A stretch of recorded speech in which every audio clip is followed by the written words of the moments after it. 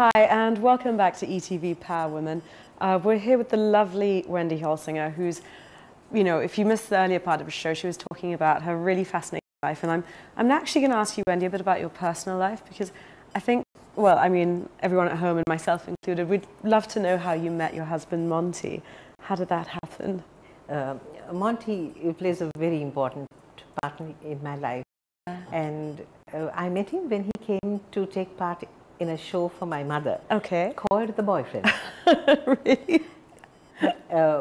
I didn't make friends with Monty while he was taking part in The Boyfriend, because he had a lot of other girls walking around. Oh, really? Him. Okay. And I used to think to myself, my God, he thinks he's it. And I thought, well, I'm not going to be one of those fan club people. And so I met him really about 6 months later, when he came home to do another play for my mother. Yeah. But then I realized that long before this, I had met him when I was on a rally. Oh my because goodness, he was a planter, and he was doing a checkpoint in Hapotale at 2 o'clock in the morning, and I come racing around the bend in my Mini Cooper, and there's Monty as the checkpoint marshal. And I looked out and I thought, oh, this is talent. And there was no way that I could stop the car to you know, just say a word or two, but keep going. And then he came and took part for my mother in The Boyfriend. Oh my goodness. And then he came back later. And you know, it was like a flash of lightning. Yeah. Wow. This time when I met him, about 6 months later, I knew this is the man for me. This is the man. You just knew the minute. Just knew. Oh my goodness! Wow. And Monty asked my mum, "Who's that girl?" And she said, "Now that's my daughter. You concentrate on what I'm saying." And that's how I met Monty, and we've been together now for 37 years. Wow, how wonderful. Yes. You see, the important thing that I find in marriage is the ability to listen. Right. There again, we share our ideas a lot. Yeah. Of course, we disagree and we fight, and then the children say they'll put their, you know, boxing gloves on, or they'll come to settle things, and they laugh at us. They laugh. But the main thing is, I think that your husband has also got to be your best friend. Right. Yeah. To be able to go to him with anything. Yeah. This is what I have done. Oh, how wonderful. And you have 4 amazing children. 4 daughters. We didn't get the recipe right for the boy. Okay. Girls are wonderful. I wouldn't have it any other way. No other way would I have it. Because they are 4 so very different people. Yeah. And, you know, each one was born to such a very special moment. Okay.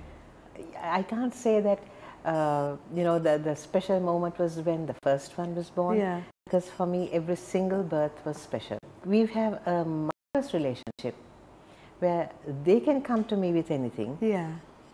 And I can ask their advice. And now well, you know, I was 20 at Roseanne. Right. Okay. So 21 when I had Shelley. Yeah. 25 when I had Tracy, 27 when I had Tammy. Right, so you're a very young mother. Yes, and it was nice because when you're young with your children, the age barrier is not there anymore. So it's nice. You have a you understand each other better, I suppose. Understanding is good. And now it's more friends. They're great friends. I mean, I know Tracy has made this wonderful name for herself. I mean, she's so talented. And Tamara as well. I mean, that must be an incredible source of pride for you as well, knowing that, you know, they've reached such heights in their fields. Tracy, I think, is a bit of a genius. Yeah.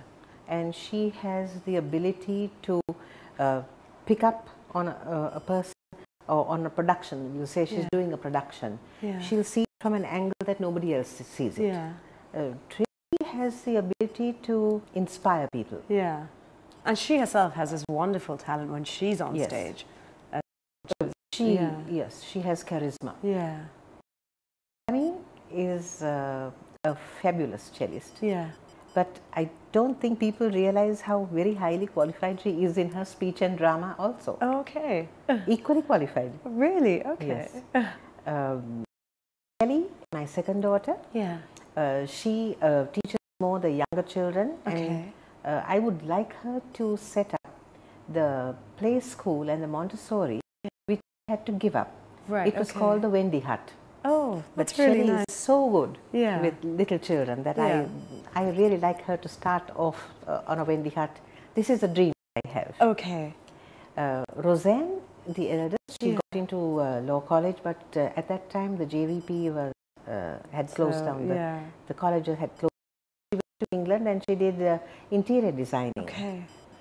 And she's a superb interior designer. She's also a fabulous cook. And she gives me this call every morning to see that I'm alive and kicking.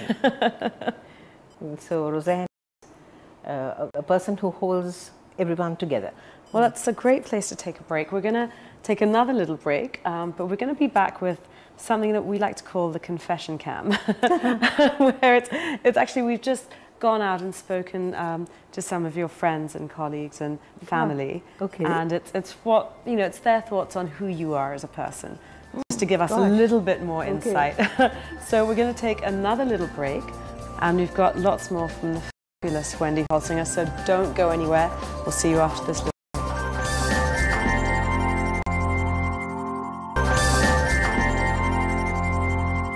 Hi, you're watching ETV Power Women. We've just been chatting to the lovely Wendy Holsinger, and we've come to that sort of section of the program where we show you the confession cam. So it's all these things that people have had, you know, your sort of peers and family. That's what they've had to say about you. So, are you ready to take a look at it? I'd love to. Yeah. Okay. Wonderful. So let's go right into that then.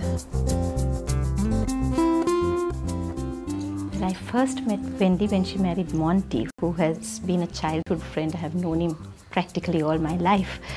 But with every passing year, my friendship with Wendy has blossomed. And the more I get to know her, the more I appreciate who she is. She always has time for people. And when she smiles, she brightens up a room. The room just lights up. Children are drawn to her. I'm told that children are very good judges of people and personalities, and she's also someone who takes time to listen to people, and I found that she's a wonderful teacher, a fine communicator, and a gifted storyteller. You know, some people impress, but Wendy, she impacts people's lives. Our two daughters were her pupils, and they have taken into adult life the nuggets of wisdom Wendy imparted to them over and above teaching them how to speak English the way it ought to be spoken. I have found that she's someone I can be myself with, someone who is real, someone who is sincere, someone I can trust, and she has a lot of compassion, sympathy, and faith in God. I also know that Wendy has time for people others don't have time for. And she has been a great blessing in my life. As a person, I'd say she is incredibly capable of giving and sharing like no one I've met before. She's able to just give so much, share so much, and that impacts like everything really in her life as a teacher, as a mother. Her students adore her. I think they hero worship her because they have such a special bond. She's more than just a teacher, she's a friend. She's very inspiring. She gives you a lot of freedom. I mean, as children growing up, yes, we did have certain restrictions placed on us, you know, 4 daughters. But we still had so much freedom to explore, and she'd encourage us to go down any avenue we wanted, no matter what it was. You know, she never said, you know, you have to do this or you have to do that. It was, she gave us a lot of choice. I think that's one of the best things about her as a mother. I think she is one of the biggest influences in my life. She always made her own way. When she was very young, she got a scholarship to go to England and study the cello, but she decided to stay on and get married instead. But she was also Sri Lanka's first racing driver, female rally driver. She used to go on rallies when she was pregnant with kids in the back, and she was, you know, she started the female participation in rallies and races, and there are a lot of guys who still remember her. In fact, she met my dad on a rally. He was handling one of the checkpoints, and you know, he had to tick something or the other. In times of stress is when she's at her greatest, and when all her problem-solving skills, and just there's something quite magical about the way she sorts things out. She's an extremely powerful woman, and she's one of the biggest role models in my life. And whenever I've felt a little bit unsure, I always talk to her. That is incredibly touching, and just lovely, you know, I guess for you to hear how they feel about you, which is wonderful. So I'm glad we got to show that to you, Wendy. Yes, because young Tracy is a tough cookie. Yeah. And for her to have said all that it's an eye-opener for me. Okay, wow. Good. Well, I'm glad we got to sort of show that to you. And Dilhani is one of the loveliest friends that I have. Yeah. Because I can go to Dilhani if I have a problem and I don't want to talk about it with anyone else. Yeah. I would phone Dilhani, and the other person that I would phone is a very close friend of mine, Pamela Marshall. Okay. And Pam is somebody who is also a good listener. Yeah. And she's such an incredible person, and she doesn't realize the influence she has had on me and my life. Yeah. And I think Dilhani is a person who doesn't realize how much I, you know, adore her and love her, especially because she has been through so much herself, and I'm glad that I've been there for her. Good. Well, we've got to take another little break, but when we come back, I'm going to put you on the spot, Wendy. I'm going to ask you a series of rapid questions. I'm just going to fire them at you, and I want the first answer that pops into your head. Yeah, they're nothing, you know, nothing too sort of dreaded, even though we call them the dreaded 10, that they're quite sort of all right. Okay, ready for it. Okay, wonderful. So we're going to do that as soon as we come back from this little break. So please don't go anywhere. We've got lots more with the lovely Wendy Holsinger. We'll see you soon.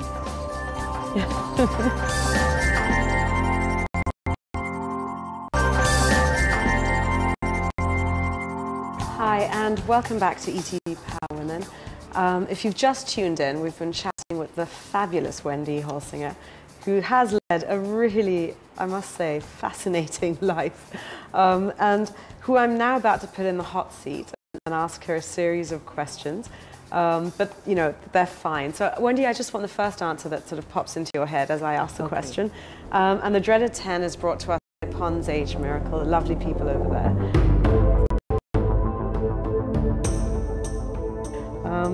So, question number 1. What's your favorite word? Love. Okay. That's a good one. What speech from literature would you say is closest to your heart? Ben Okri, where in this gorgeous poem, he says, "May a wonderful light always guide you on the unfolding road, because life is a road which unfolds." What do you do to impress other people? I just be myself. Okay. Good, yeah, I think that. What would you have done if you were not a teacher? I would be a cellist. Okay. What's your biggest regret? Oh gosh, what's my biggest regret? Maybe that I should have spent more time with my mother. Yeah. When she was very sick, I tried to be there for her, but when I had to run the school and she was in hospital, it was so difficult. I used to go home at 1 o'clock in the morning and be back at hospital by 5 o'clock. Who's your greatest hero? It has to be my grandfather, who was a Justice of the Supreme Court. Okay, wow. Would you give up everything for love? Yes. Yes. What's the first lesson you teach a student? To appreciate what they are learning and give them a very clear understanding of what they are getting into when they start learning speech and drama and poetry and literature. What's the first thing you think of when you wake up in the morning? Okay, what's going to be my day? What am I going to be like? Right, if a group of aliens walked into the Wendy Watmore Academy, what would be the first thing that you would say to them? Don't take me to outer space. You like it here on your own planet? I like it here. I don't like traveling, even in a plane. Oh, really? No, I'm a bit claustrophobic. Oh, okay. So when I'm closed in, I feel I need to jump out. That was the dreaded 10 that are fairly... Not so bad. Well, you answered them really well. Thank you. And thank you again, Wendy. Thank you so much for coming on the show and sharing your life with us. But unfortunately, we've got to say goodbye, but I hope you'll tune in next week as well. We've got another fascinating guest on, but thank you again, Wendy, for being with us. You're welcome. And if you want to learn more about the show, you can always log on to our website. It's www.etvpowerwomen.blogspot.com. It's a bit of a mouthful, and I never get it right, but I finally managed this time. But don't forget to tune in next week because we'll have another wonderful guest with us. Until then, goodbye.